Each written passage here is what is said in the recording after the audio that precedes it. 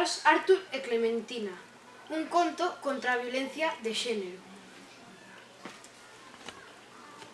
Un bonito día de primavera, Arthur e Clementina, dúas tartarugas rosadas e noviñas e fermosas, coñecéronse á beira dun lago e decidiron casar aquela mesma tarde. Clementina, alegre e despreocupada, facía moitos plans para a súa vida en común, mentres pensaba pola beira: xa veredes o felices que seremos. Imos viaxar, Descubrir novos lagos e coñecer outras tartarugas. Imos pescar peixes distintos e encontrar outras plantas e flores nas beiras. Vai ser unha vida maravillosa. Mesmo habemos ir a estranxeiro. Sabes o que? Sempre soñei con ver Venecia. Arthur sorría e dicíalle que sí. Pero os días eran sempre iguais á beira do lago. Arthur decidira que ia ir a pescar el só, para Clementina poder descansar. Volvía a hora de cear con cágados e caracois, e preguntáballe a Clementina. Como estás, queridiña? Pasaches ben o día? E Clementina suspiraba. Aburríme moito. Aquí todo o día soa. Que te aburriches? Berraba Arthur, indignado. Que aburriu, disque. Pois, busca algo que facer. O mundo está cheo de ocupacións interesantes. Só os parvos se aburren. A Clementina dáballe vergonza ser tan parva e aburrirse igual e non tiña que facerlle.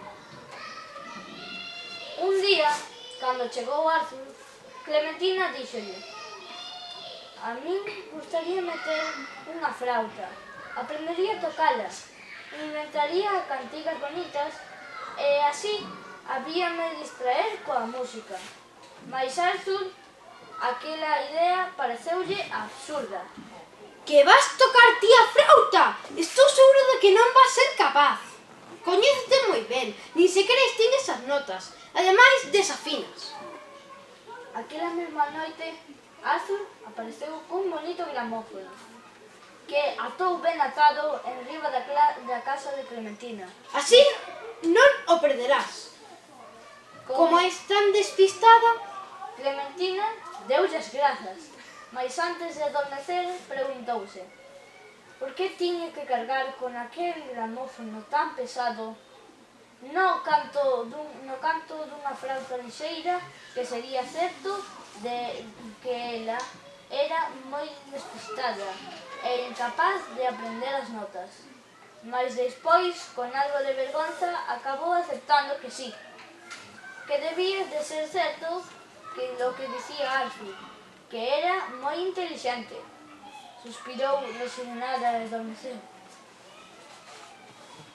Clementina estivo uns días escoitando o gramófono, pero a cabo cansou. Así, e todo como era aparello, bonito, delicado, a tartaruga entretívose limpando e ilustrándoo. Ao pouco tempo, empezou a aburrirse outra vez. Un soplor mentres observaban as estrelas sobre o mesmo lago de sempre. Clementina dixo: Arthur, ás veces cando vexo estas flores tan fermosas e con estas cores tan sorprendentes, emocioname moito. Gustaríame ter unha caixa de pinturas para os poder pintar. Arthur ría a máis non poder. Que che pasa agora? Outra idea ridícula. Non pensarás que és artista? Vaya parvada. E seguía así.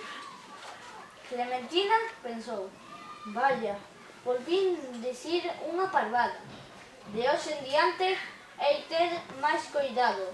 Non vai a ser o demo que Arthur se farte de ter unha persoa, unha esposa tan burra. Esforzouse por falar o menos posible.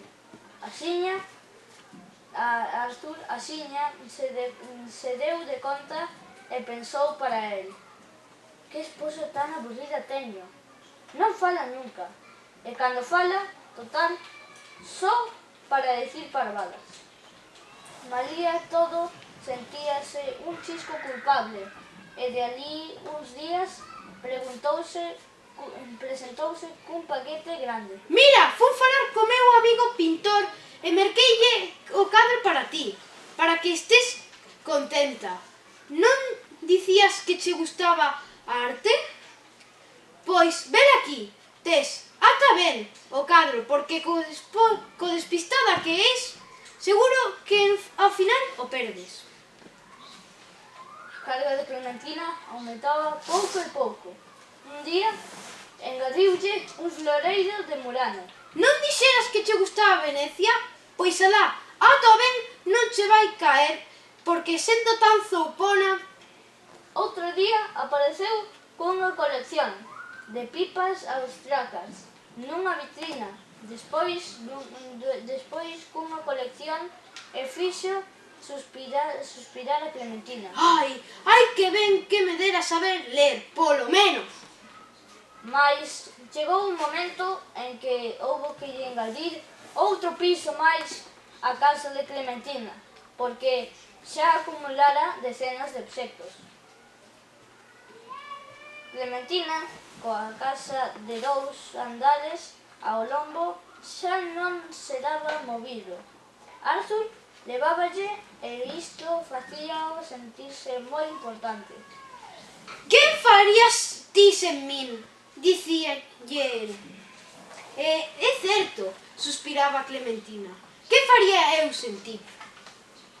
Pouco e pouco, a casa de 2 andares tamén quedou abarrotada, mais para entón xa sabían resolvelo. Levantaron 3 pisos novos á casa de Clementina. Había xa moito tempo que a casa de Clementina se convertera nuns rañaceos, cando unha mañá de primavera decidiu que a súa vida non podía continuar así. Saíu da casa ás agachadas e foi dar unha voltiña. Foi fermoso, pero breve. Arthur volvería a hora de xantar e debería topala na casa a agardar por el, como sempre. Mais o de dar unha voltiña converteuse en costume de Clementina. Estaba cada vez máis feliz coa súa nova vida. Arthur, saber, non sabía nada, pero algo ventaba. E agora, por que diaño ris? Seica, estás mal na chola? Dicía. Mais Clementina xa recibía os seus comentarios, como a quen oe chover. Así que marchaba. Arthur, ela saía de paseo. Así que marchaba Arthur, e ela salía de paseo. E el encontraba cada vez máis rara, e a casa cada vez máis desordenada.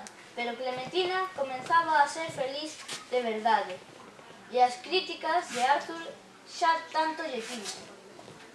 E un día, ao regresar, Arthur atopou a casa baleira.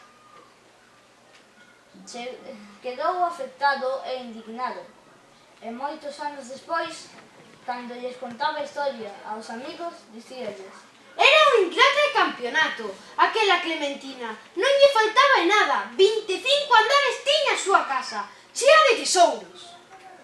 As tartarugas viven moitísimos anos.